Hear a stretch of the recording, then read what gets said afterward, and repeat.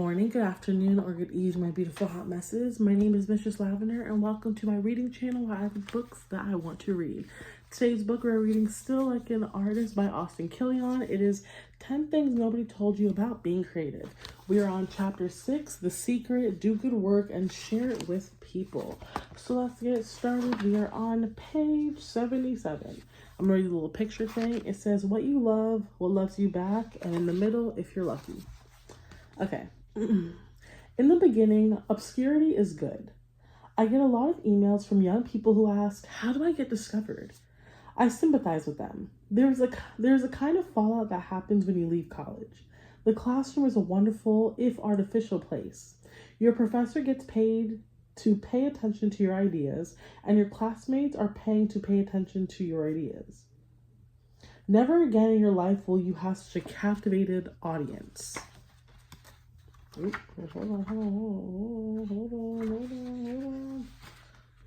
on. Okay.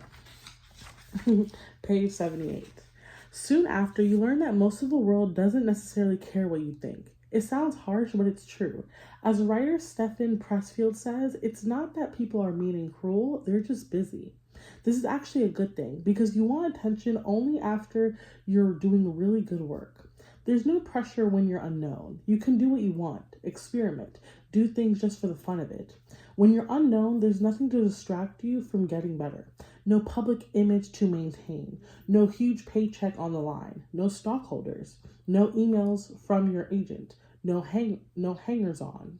What does that mean, no hangers on? You'll never get that freedom back again once people start paying you attention, and especially not once they start paying you money. Enjoy your obscurity while it lasts. Use it. The not-so-secret formula. If there was a secret formula for becoming known, I would give it to you. But there's only one not-so-secret formula that I know. Do good work and share it with people. It's a two-step process. Step 1, do good work, is incredibly hard. There are no shortcuts. Make stuff every day. Know you're going to suck for a while. Fail. Get better. Step 2, share it with people. Was really hard up until about 10 years ago. Now it's simple. Put your stuff on the internet. I tell people this and they ask me, what's the secret of the internet? Step 1, wonder at something. Step 2, invite others to wonder with you. You should wonder at the things nobody else is wondering about. If everybody's wondering about apples, go wonder about oranges. The more open you are about sharing your passions, the closer people will feel to your work. Artists aren't magicians. There's no penalty for revealing your secrets. Believe it or not, I get a lot of inspiration from people like Bob Ross and Martha Stewart. Remember Bob Ross, the painter on PBS with the fro and the happy little trees? Bob Ross taught people how to paint. He gave his secrets away. Martha Stewart teaches you how to make your house and your life awesome. She gives her secrets away. People love it when you give your secrets away, and sometimes, if you're smart about it, they'll reward you by buying the things you're selling. When you open up your process and invite people in, you learn. I learned so much from the folks who submit poems to my newsletter blackout site. I found a lot of things to steal, too. It benefits me as it does them. You don't put yourself online only because you don't have something to say. You put yourself online to find something to say. The internet can be more than just a resting place to publish your finished ideas. It can also be an incubator for ideas that aren't fully formed, a birthing center for developing work that you haven't started yet.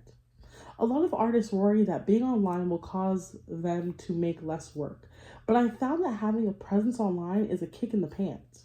Most websites and blogs are set up to show posts in reverse chronological order.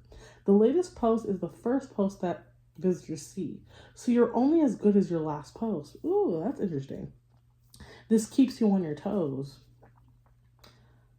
Keeps you thinking about what you're going to post next. Having a container can inspire us to fill it.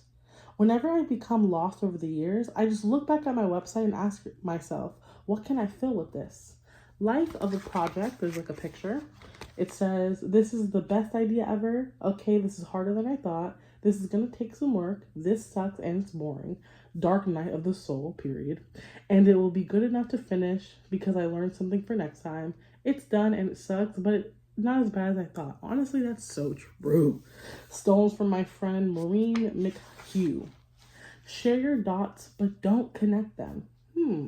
Learn to code. Figure out how to make a website.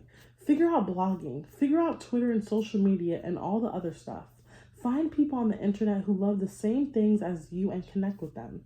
Share things with them. You don't have to share everything. In fact, sometimes it's much better if you don't. Show just a little bit of what you're working on. Share a sketch or a doodle or a snippet. Show a little glimpse of your process. Think about what you have to share that could be of some value to people.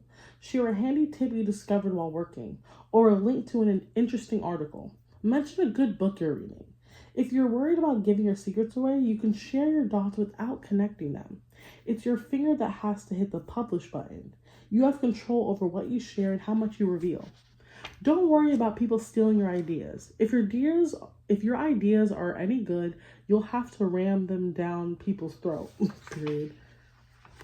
Okay, so that's the end of chapter 6. The next episode will be Geography is no longer our master. I'm liking this book. Like it's a cute little book that it makes sense because I'm an artist myself. Obviously I do content creation, but I'm also like a dominatrix, and I do I paint and stuff like that. I make pottery and whatever, and eventually this is gonna be manifestation. Actually, I'm just gonna speak to existence. I'm gonna have a successful t-shirt line because I already have like a coat of what I want and a bikini line.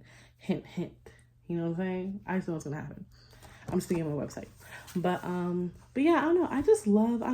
I love a good book. This is like a good book because like I'm in my creative process.